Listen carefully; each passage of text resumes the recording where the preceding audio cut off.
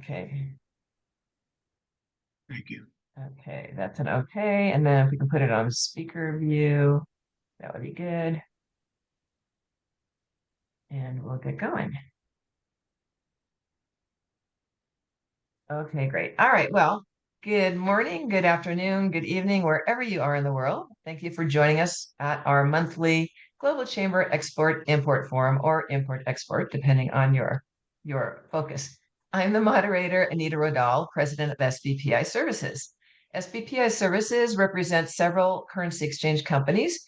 They help global companies, importers, and real estate investors reduce cost and risk rate fluctuations on their cross-border payments. In the US, we also broker business and equipment loans, including SBA, and which is not happening right now with the shutdown. And we offer pronunciation coaching for business professionals wanting to speak a more accent-neutral American English. Now, for anyone who is not familiar with the Global Chamber, it is a growing collaborative community of CEOs, executives, and business leaders in over 605 metro regions around the world. Its mission is to foster growth in cross-border business in every region of the world. And if they haven't already accomplished that, I think we're darn close. Our forum today is 55 minutes long. We will finish at five minutes to the hour. And the last 5 to 10 minutes, I will open it up for Q&A and conversation. Until then, please keep yourselves on mute. So if everybody can mute themselves right now, or Cesar can do that, and then just keep me and Bill unmuted, that would be great. A little networking tip, I encourage you to use your full name here in your Zoom so people can find you later on. You can rename yourself using the 3 little dots in your square. And please put your contact and LinkedIn information in the chat. Alrighty, today we are very lucky to have with us the amazing Bill Edwards. I'm going to tell you a little bit about Bill. William Edwards, CEO and Global Trade Advisor at Edwards Global Services, uses his 5 decades of international operations, consulting, executive, and entrepreneurial experience to advise executives on how to successfully take their businesses into new countries.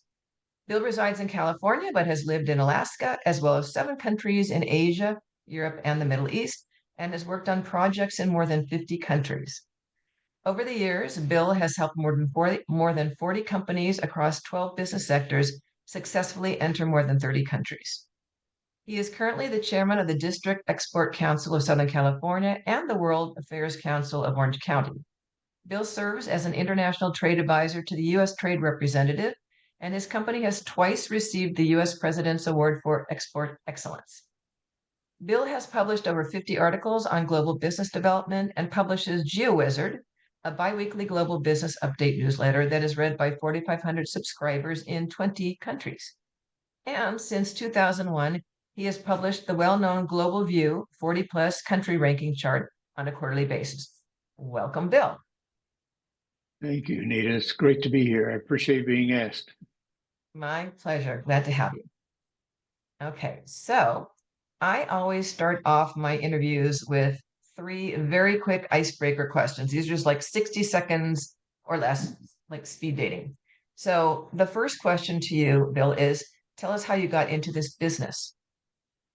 Well, I started my international career as an oil exploration engineer for Arco Atlantic Richfield, working in 5 countries. And after about 20 years doing that, decided to go out on my own and go back to the countries where I had lived and worked and take companies in there to start them up. My first one was China as a master licensee for a U.S. business service franchise. So as you said, I've worked in almost over 50 countries as an executive entrepreneur and a management consultant.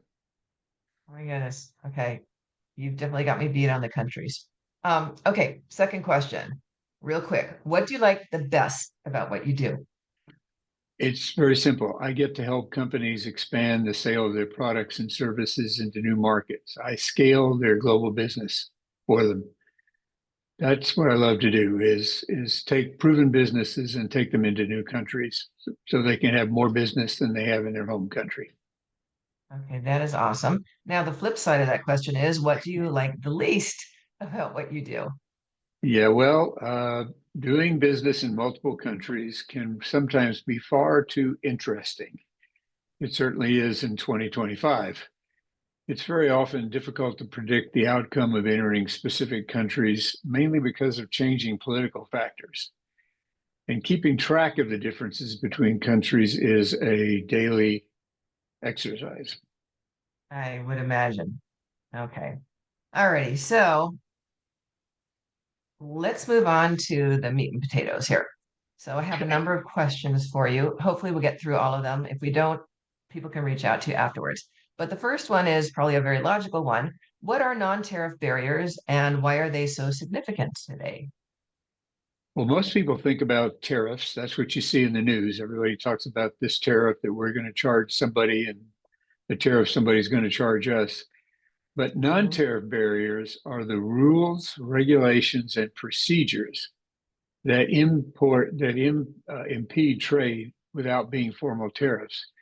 They've multiplied in recent years, and they're a big obstacle for especially small to medium-sized enterprise trying to export.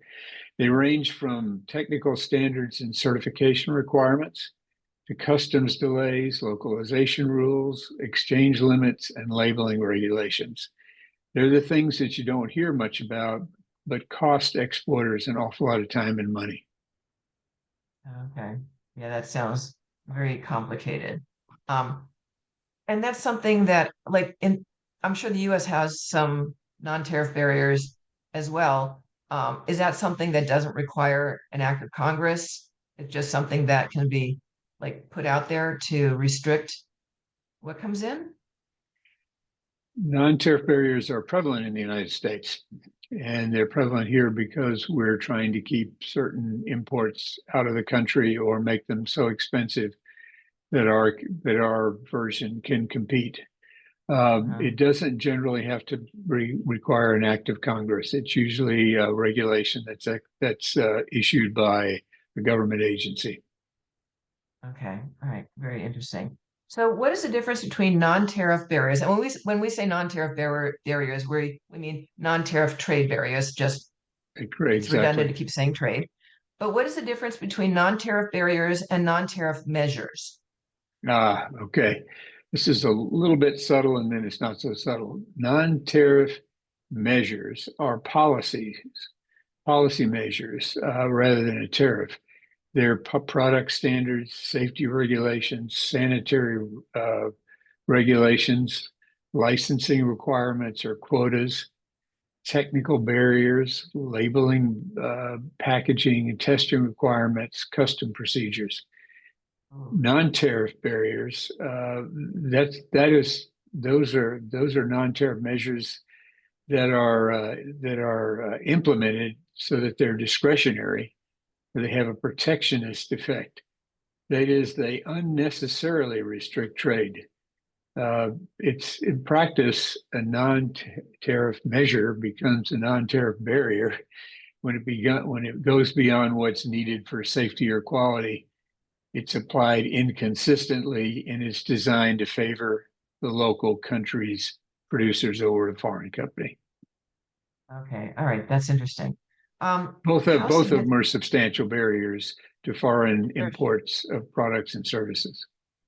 Sure. But I like the way you describe them because I was Googling it and I couldn't really discern. I know they're different, but that was great clarification.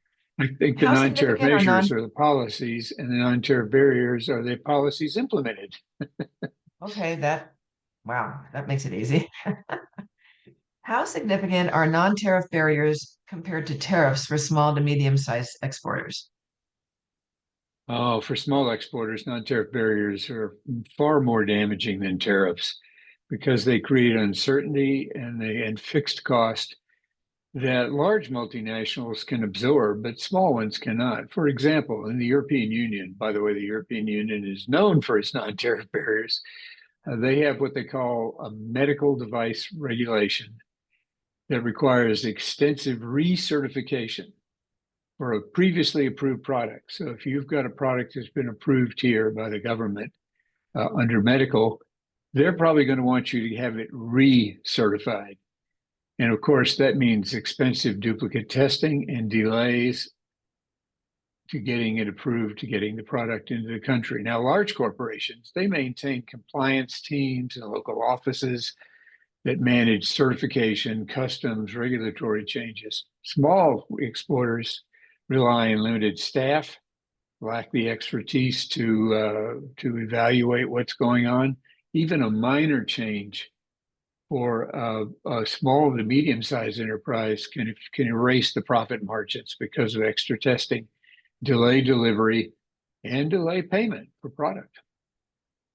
So there's no global or US, EU accepted standards for kind of like an ISO type of a thing, but for medical Yep. stuff that everybody can agree on that if you meet those standards, it's a go? The answer is no. Each major bloc has their own. In fact, when the UK went out of the European Union, they created their own also, by the way. And so the EU, the US, certain parts of Asia, India, have their own certification processes. And most of them do not accept US certification, which means that it's going to be expensive to get recertified. And very often it is a huge barrier for small to medium-sized enterprise exporters to take products into another country. Sure. No, And absolutely. the countries often change the regulations if they find out that importers are finding a way around them. India is really good at this, by the way. That if we figure out a way around their myriad barriers, they change the barriers.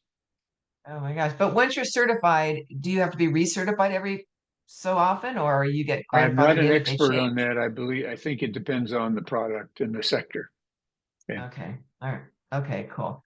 Among regulatory, operational, and cultural barriers, which is the most disruptive? The most disruptive is, now tell me that one again. I'm sorry. Okay. I'm Regulatory, operational, or cultural barriers, which is the most regulatory. disruptive? Regulatory Regulatory? is the most is the most is the most because that is something that the governments can consistently change, and they do that quite often. And the key is to keep up with all that that's going on, and it's very often very difficult to find out exactly what is happening and when the changes are made.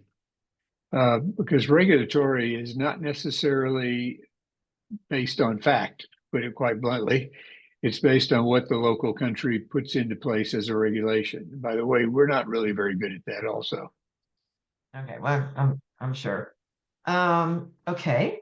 How do local partner and ownership requirements affect control for US exporters? Oh boy, this is one of my favorites. I'm a big believer in having a local partner. And I'm going to give you an example of that. A California food exporter partnered with a Philippine importer that already had halal certification, which was required for what they were doing. Therefore, they cut the market entry time from 6 months approval by the government to 6 weeks. So I'm a real big believer in getting a local partner. In fact, in some countries, you have to have a local partner in order to bring something in. Now, you said local partner and local ownership requirements, right? Yeah. Okay, well, local ownership is not something that's encouraged, for example, in China, where having a local entity where they have them, they're called woofies, they have local entities, but they can result in very large scale requirements that make competing with locals a challenge, and they're very difficult to set up and maintain. But local Okay. partners are a really good idea as long as you get a trustworthy local partner that you feel comfortable is going to do your business right. That's a whole separate item that has nothing to do with tariff barriers. Yeah. No, actually, yeah, I would imagine. Okay. Are global trends like trade agreements or digital tools reducing these barriers? It really depends on the country and whether we have a trade agreement of some kind with the country. But the newer agreements that are being done are almost totally focused on non-tariff barriers. You've heard about the U.S. Trade Representative Office negotiating these new trade framework. They call them framework agreements because they're not full trade agreements, which take years to do. They are focused entirely on non-tariff barriers. They identify what's keeping American products and services out, and they're trying to negate those in the new agreements. So all the U.S. framework agreements negotiated since January 2025 are focused on non-tariff barriers. Digital tools can make a big difference. I got an interesting example. Trying to take food products and other similar products into Saudi Arabia has been a really big challenge in the past. They have something they call a SABR, that you have to register products and go through a big process. But recently they put that all online, so that you can register those products online before you do your shipment, which cuts clearance time dramatically and your cost. So that's an example of a digital tool. There are some of those in Europe and in the UK, but you've got to research to see what the one in Saudi Arabia is. What took very, very, very, very long, detailed paperwork process and made it an online process. That's good news. Well, that is. Do we have that? Do we have it online, the equivalent of that in the US? I don't know the answer to that question. David Harlow might, but I don't know the answer to that. I hope the answer is yes, but I don't know the answer to that question. Okay, well, we'll ask them when we get into the Q&A thing. Okay. Um, okay, so what are the key non-tariff barriers like in China? Let's look at a couple of different countries. So, what are the Yep. key non-tariff barriers in China, and how do companies navigate those? Well, in China, it's a movable feast, is the best way to put it. They're one of those. It seems like just when you can figure out what you're supposed to do in China, they have a plenum or something like that that changes things. But they have what they call a CCC mark that mandates in-country testing and factory inspections, even when the product already meets US and EU safety procedures. And now the Chinese are getting into data localization, meaning the data can't leave the country, and special cybersecurity rules that create additional compliance problems for anything having to do with technology. The Chinese are really good at figuring out ways to keep us from selling products and services in the country. But we don't ever stop. We keep going. Yeah. Are non-tariff barriers kind of weaponized in the same way as tariffs? Like, if you do this, we'll do that. I mean, does it just keep going back and forth on these, just like with I tariffs? don't see as much of that as countries just working really hard on setting up their own requirements that are different than what everybody else has. Yeah, I think that, and a lot of that, Anita, is very simple. It's to make their products and services more competitive than what's coming into the country, despite the quality and the price. It's they want you to buy more of their things. We're pretty good at that these days ourselves, by the way. So I mean, and that's not a bad thing for each country to be doing. So, I mean, it makes sense.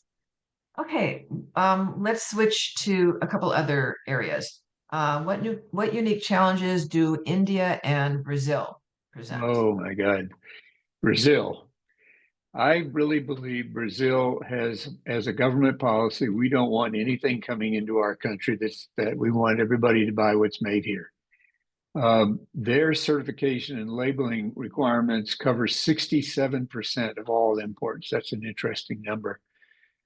American companies report difficulty in obtaining recognition for international standards. Um, they have lengthy import license approval cycles and lots of customs red tape delay on agriculture and industrial goods. I want to tell you about an interesting example about Brazil. We haven't dealt with it exactly, but if you try to do something in Brazil, you have to go through a whole lot of steps to get it approved by the government. And several years ago, my company took the Build-A-Bear Workshop franchise. Some people may know what Build-A-Bear Workshop is. I know what that If is. you've Yeah. got kids and grandkids, you probably do. We took that into Brazil, and it was a license agreement. And the license agreement was signed. And now, once a license agreement is signed, there's an initial license fee that needs to be paid back to the franchisor. In this case, in the US, we then had to apply to 8 different government agencies in Brazil to get approval to payment. It took 18 months from the day the license agreement was signed till the money was in the bank of the US brand. So not only do they have barriers to things coming in, but they also have a lot of challenges with regulations. Uh, One of the ones that's not in this, but I'll tell you about, is that you can look at ease of doing business and how long it takes to start up a company in a country. Yeah. In this country, you can start up a country online in about 10 or 15 minutes. In Brazil, there's 187 steps to opening a shop. Oh my gosh. Wow. Okay, That's not that's ease of doing business. So anyway, I don't mean to pick okay. on Brazil, No, and then it's just the facts. let's go on to India. Yeah, let's do. India has something called the Bureau of Indian Standards, BIS. We have our own BIS, but it's a different one that mandates local testing and registration for electronics, food, chemicals. Anything coming in has to be tested first. It creates delays and very high compliance for cost. And then they have something that was started a few years ago called Make in India, not made in India, Make in India. That policy requires that local content is required for anything that has a public procurement. So you're not going to have a lot of imported goods being part of a bid for public project in India. India is That's not so the different from us. We try and Yeah, use, but India local is the contractors bureaucracy and capital of the world by far. Yep, okay. and but it's primarily set up to keep foreign products from competing with local products. Doesn't mean you don't do business in India. It's a great place to do business. It's just a challenge. But lots of places are challenges, including the United Exactly. States, by the way. I'm sure. And then, it's just good to know what you're up against going into it. What about Saudi Arabia and the Middle East? How do they differ in their requirements? Well, I mentioned earlier the what's called SABR electronic certification system in Saudi Arabia, which Yeah. requires pre-approval for every product brought into the country. And if you don't have the right certificates, it means costly port delays or even shipments being sent back. But nowadays we have the online registration, which has really made a big difference. Now, Saudi and all of the Middle Eastern countries require that any food products brought in be halal. And that means that you have to have a special certificate, not just tell people it's halal. There's a global certification process. One of the things that I found really interesting is that there are a lot of US restaurant brands in the Middle East. In fact, I've brought several of them myself into the Middle East. And a lot of the food that's sold in those restaurants is imported from the United States because they don't have a lot of cattle and they don't have a lot of wheat fields. They have a lot of sand. So a lot of food is imported. And they have a requirement that any food that hits one of their ports must have a minimum of 90 shelf days left in its life, or else they trash it.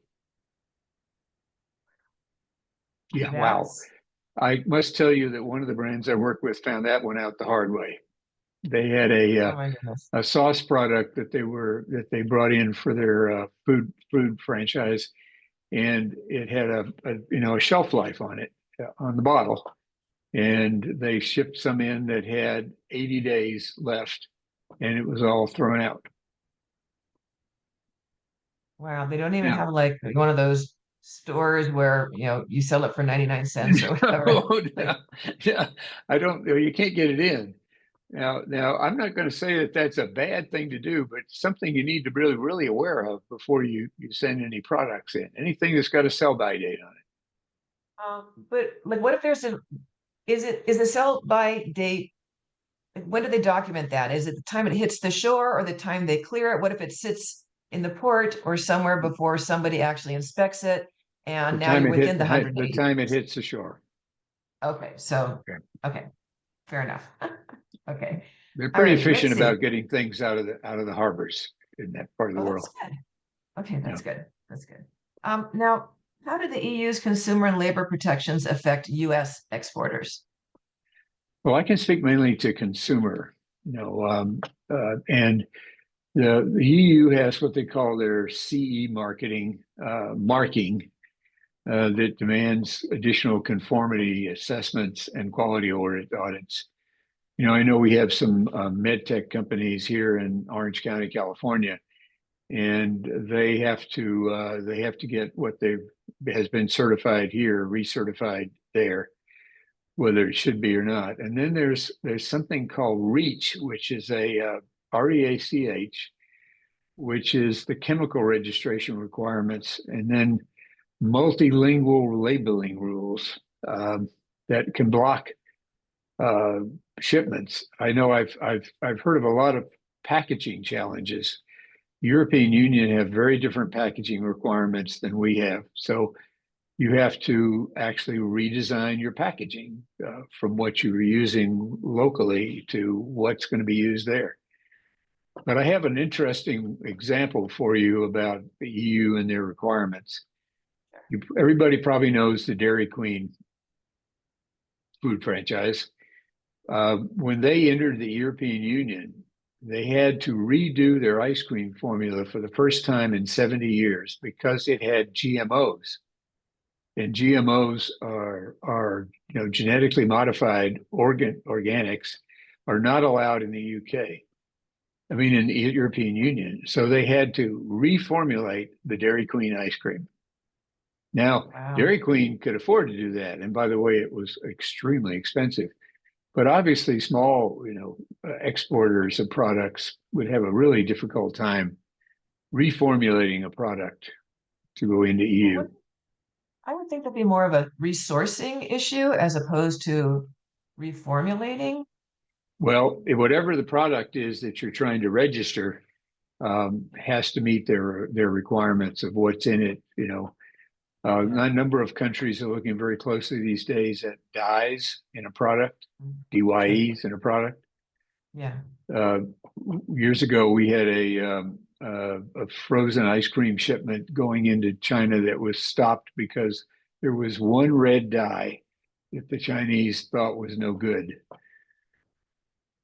I think it probably was in a lot of their own products, but that was irrelevant. And so the shipment by refrigerated container to Hong Kong had to be destroyed. Oh my God. That's Oh what a my God, mess. it's a good word. Yeah. So, yeah. Bill, what does CE stand for again? I go to Spain every year and I see it all over the place, but I never stop to think about I'm what it not stands sure. I'm not sure what it is. Also, you have to have somebody else ask you maybe comment on that. I think you for. see it on plugs and things. That Oh yeah, so it electrical might be things. certified electronics or whatever, something like that. Yeah, but it's EU wide and it's on lots of things. But maybe somebody could put in chat what it actually stands for. I think it's the European equivalent of our UL, the Underwriters I Labs. think it is. I believe it is the same as Yeah. UL. But of course, Okay. it has Yeah. they don't accept UL, they accept CE, of course. So, read it all. Um, I noticed my Apple products all have CE designators on them. So apparently Apple's gone global with their certification, which makes absolutely. sense. No, absolutely. Okay. The Office of the U.S. Trade Representative, the USTR. Can you describe what it is in just a couple of sentences and tell us about its evolving focus and why there's a shift away from tariffs through that Well, organization? first of all, I need to advise that I'm a member of the Industry Trade Advisory Committee for the USTR in the services sector. Um, and the Office of the U.S. Trade Representative negotiates non-trade barrier reduction in trade agreements. And they also maintain something called the National Trade Estimate Report, which documents non-trade barriers around the world.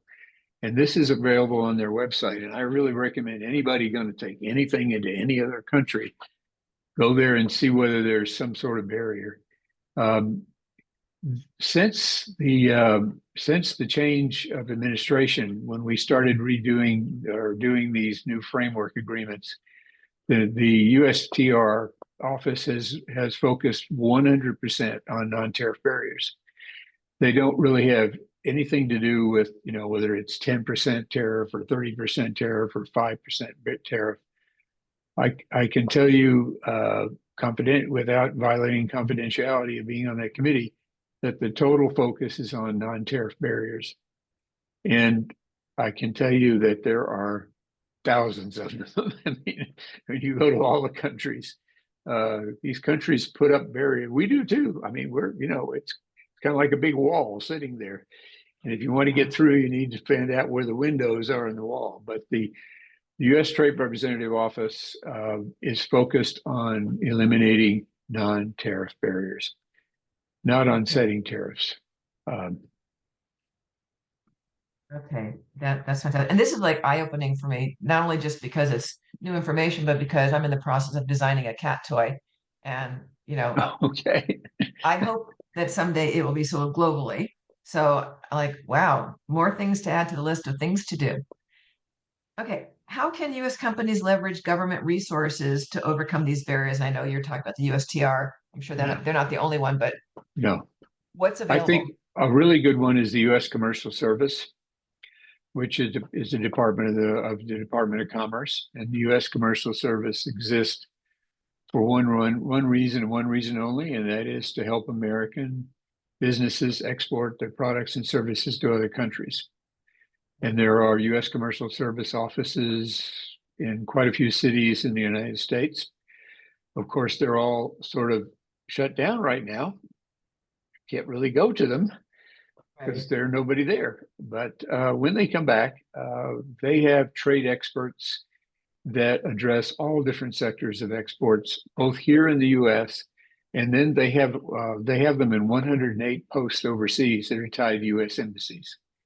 So if you're trying to take a product into a country, you want to go to trade.gov. Trade.gov. That's the website for all of U.S. trade resources, and there you're going to find an immense amount of resources that tells you what it's like to do business in these various countries, what opportunities and challenges you have.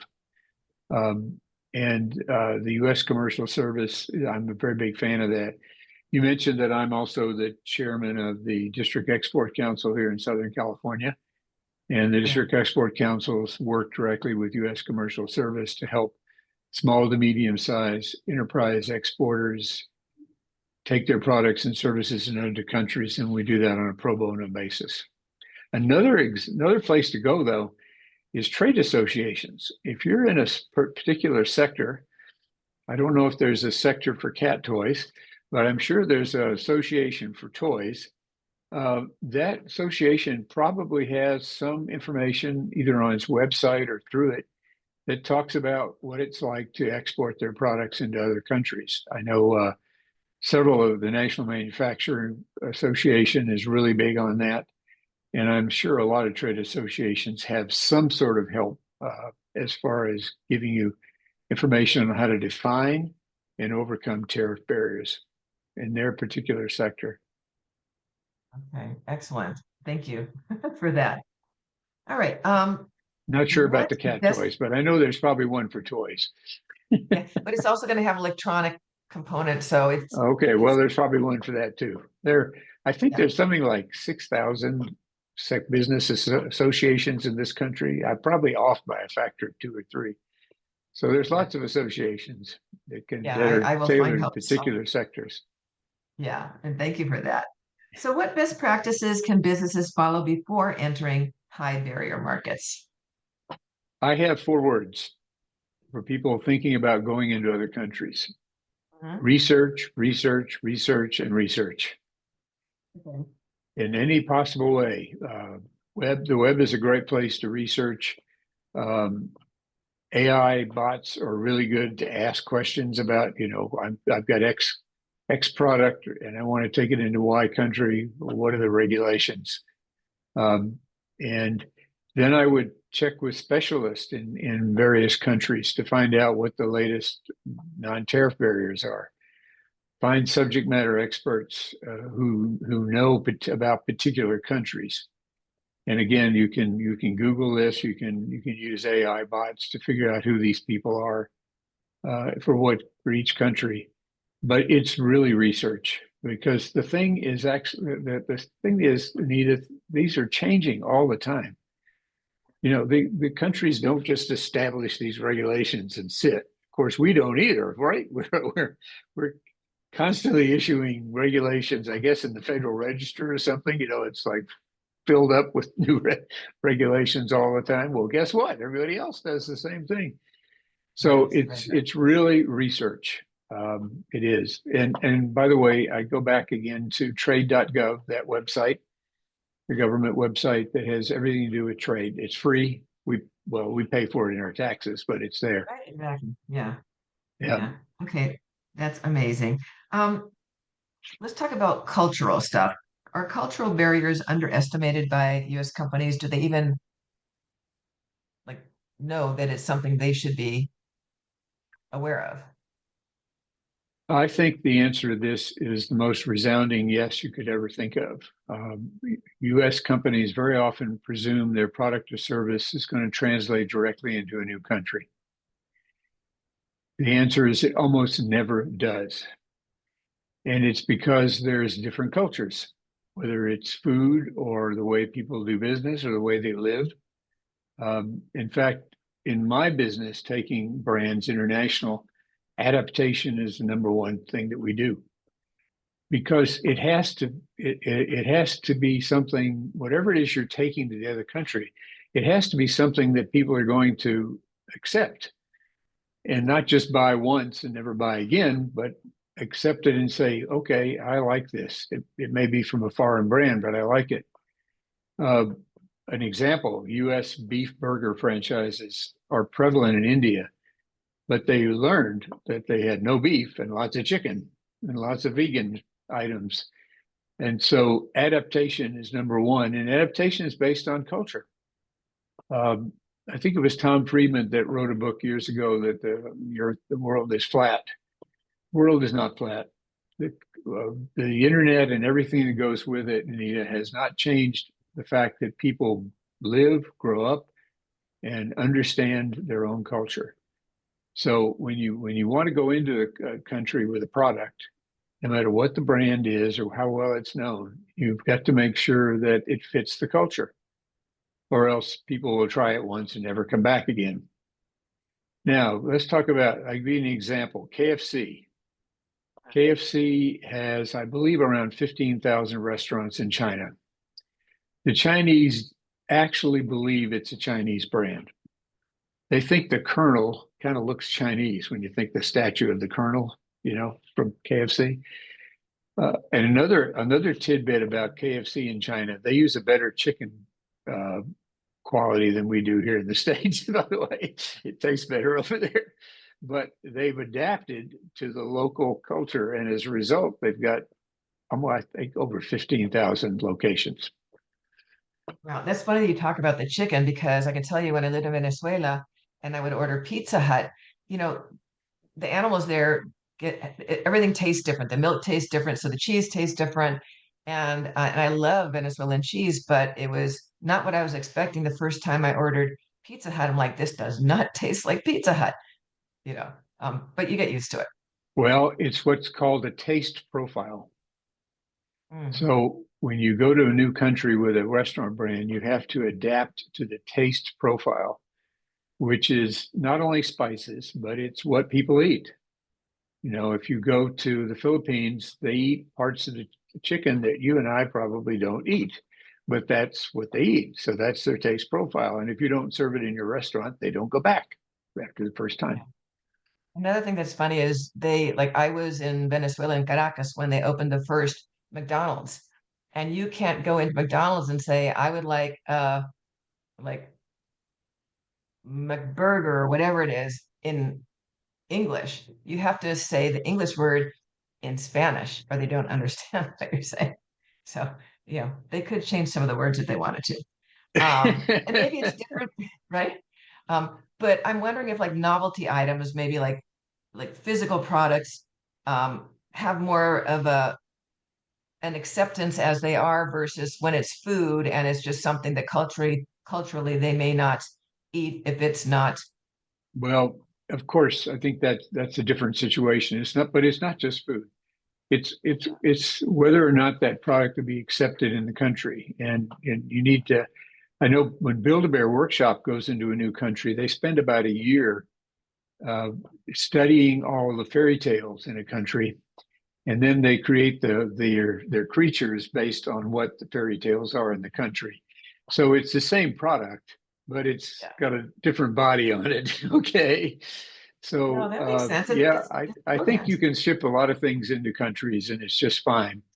But of course, then you need to make sure that the standards of whatever it is that the product has to go by, electronics or composition, the dyes. Don't forget the dyes. Dyes are big these days all over the world. Yeah. Yeah. So it's And not just food. It's not just food. yeah.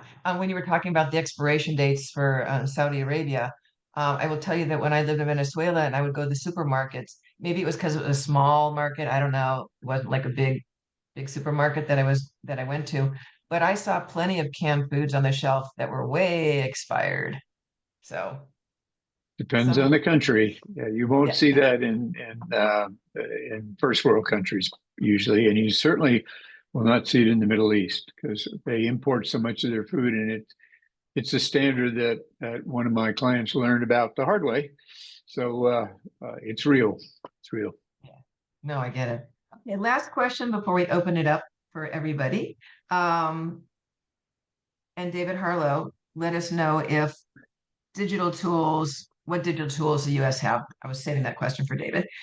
So, Bill, what's your advice for US companies expanding internationally today? Yeah. Well, first of all, don't stop. There's an amazing number of countries out there that want American products and services. And so don't stop, keep going. But non-tariff barriers are not going to go away. Uh, um, and because they are something that's local, it's kind of like that taste profile that says we want things a certain way, so we have our regulations. But small to medium-sized exporters can compete by being smarter, doing detailed research, and making connections. Preparation, partnerships, local partnerships can turn the barriers into speed bumps, not roadblocks, and then go into markets with less non-tariff barriers. For example, places like Chile, Singapore, and the UAE are not known for a lot of tariff barriers, except UAE with that food expiration date.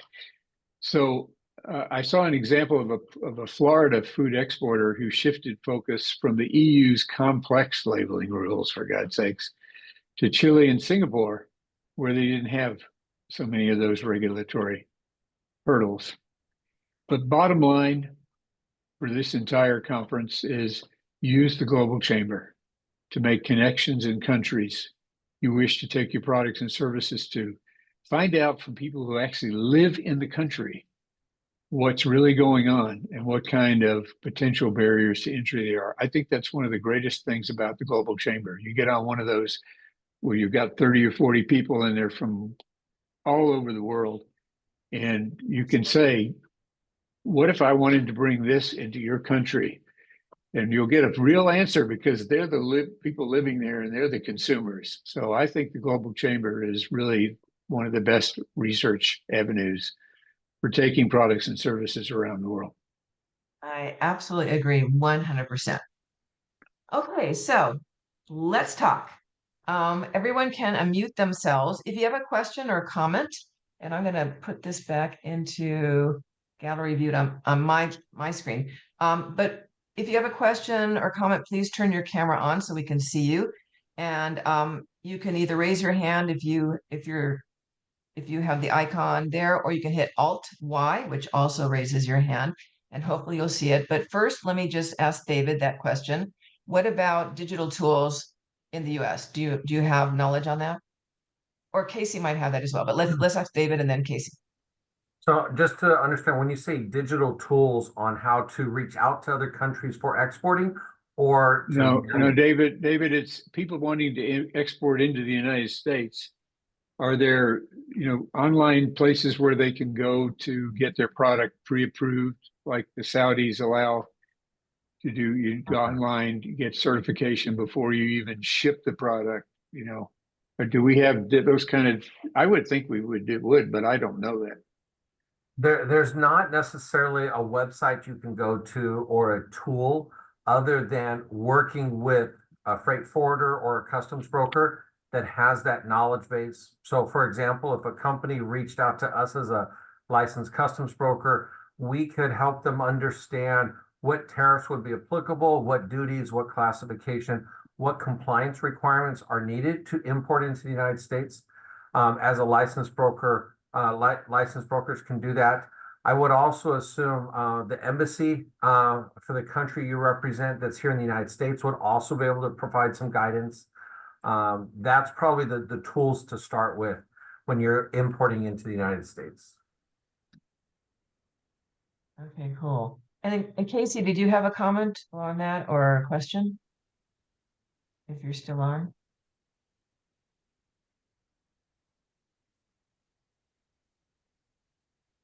Can you hear me? Okay, maybe. Can you hear me? Yeah. Oh, great. Yes. Just to follow up, thank you, William. Great presentation. Appreciate it. For those of you who don't know, I'm in the wine and cannabis business. And in the wine industry, of course, we try to promote our California wines all over the world. And sometimes we have difficulty and sometimes not. And, sometimes when we send our wine, they want our pallets to have a particular amount of water in the pallets and all kinds of crazy rules and regulations. And so my more general question for William is, these non-tariff trade barriers, how much I'm trying to get a sense of how much are a real legitimate public purpose and how much of it is just plain old discrimination? Oh, that's a great question. Frankly, Casey, I think it's probably at least 50-50. But if you ask the countries, they'll say, no, we need these standards. We think these are the best standards. And I think it depends on the country. I think the EU, they believe their standards are important. I think there are some countries where they're really just trying to keep foreign products and services out. I don't know what the percentage is, but there's enough of both. Yeah, I'm actually surprised it's that equal, because I would think that in a lot of ways these non-tariff trade barriers are put there really to keep local goods out, or competition out. When Yes. price isn't the only thing. So Yes. It'd be my guess, it'd be more like 2/3 not real legitimate public purpose. Of course, you can come up with any public purpose for almost any law. But in terms of discriminatory effect, I would think it'd be much higher in favor of discrimination than not. I think it depends on the country, Casey. Yes, and the product. Is it available in their country or not? Do they really want it? And the product, of course, yeah. But it really is, it's country specific. Manufacture. I'm sorry. If it's something they don't manufacture, then I would assume the barriers would be lower unless there's another reason why they don't want it in. You would think so. I don't. It's hard to make generalizations, Anita. So, it should be that way. But people are very protective of their country. I think I can state that the new trade framework agreement with Japan is the first time we could actually easily export rice to Japan in all these years, and it's because they wanted to keep foreign supplies out to support their farmers, and that's understandable, but whether or not it was the right thing to do for the consumer is another story. But I know the European Union has agricultural limitations that their farmers put on anything coming in from other countries also. Yep. And that's to protect the farmers as opposed to maybe any standards of quality. Okay, that makes sense. David, did you have a question or comment? Your hand is still up there. Yeah, I did. So first of all, thanks again, Bill. Great information. It's something I definitely didn't know a lot about when it came to non-tariff barriers. The question that I did have for you is, with everything happening with the Trump administration and creating tariff barriers, and that's to, maybe in some cases deter goods being imported into the United States. But my understanding from the rhetoric that I've listened to is that this is to create conversation or negotiation with trade deals that would then create more access to market into these countries. We'll use Japan as an example. And so there's supposed to be more market access. So is there some positives then when we have these trade negotiations, that there's more export benefits to reduce non-tariff barriers, while on the import side, it's creating tariff barriers? The answer is yes to both questions. As I mentioned, the work of the U.S. Trade Representative since the new administration came in, I think they have 18 agreements and they've got another 14 under negotiation. These are called framework agreements. They're not full free trade agreements. Yeah. Are totally focused on eliminating non-tariff barriers in other countries. Okay, great. Yep. That's what they're focused on. And in some cases, they're making really amazing changes. Other cases, the European Union's a little more challenging. Yes, I agree. Thank you. Thanks a lot. Okay, cool. So this is perfect timing. That was our last question. And I just want to thank everybody for joining us today for the Global Chamber's monthly Export-Import Forum. And special thank you to Bill Edwards. You're amazing. Honestly, all my guests have always been amazing. David was amazing. But everybody has a different area of expertise. And I always say that my most recent one is my most favorite one. So just keeps getting better, but everybody's fantastic. So thank you so much for your time and sharing your knowledge. If you enjoyed today's honor to be discussion, asked, Anita, and it was fun. I'm glad. I'm so glad. The If you enjoyed today's discussion, the whole idea, if I might say, is to increase exports. And yes. so get rid of those barriers, but you got to research them and figure out what they are up front. Yeah, no, absolutely. Absolutely. So if you enjoyed today's discussion, I hope you'll join us again on the fourth Thursday of the month. However, because the fourth Thursday of November is Thanksgiving and the fourth Thursday of December is Christmas, we're going to do Thursday, December 4th. And just that'll be the last one for this year. So put December 4th on your calendar and keep that in mind. So be sure to check out the events on the calendar on the Global Chamber's website, globalchamber.org, for the many webinars and occasional live events going on every day around the world. If you can't sleep at 2 a.m, they're probably having a great webinar going on in Australia about that time. Take care and remember that it is great to be global. Thank you, everyone. Thank you, Anita. Thank you, Bill. Thank you, Doug, everyone. Bye-bye. Bye. Thank you. Thanks, Anita. Very welcome. Awesome. My pleasure. My pleasure. Thanks. Thank you, Anita.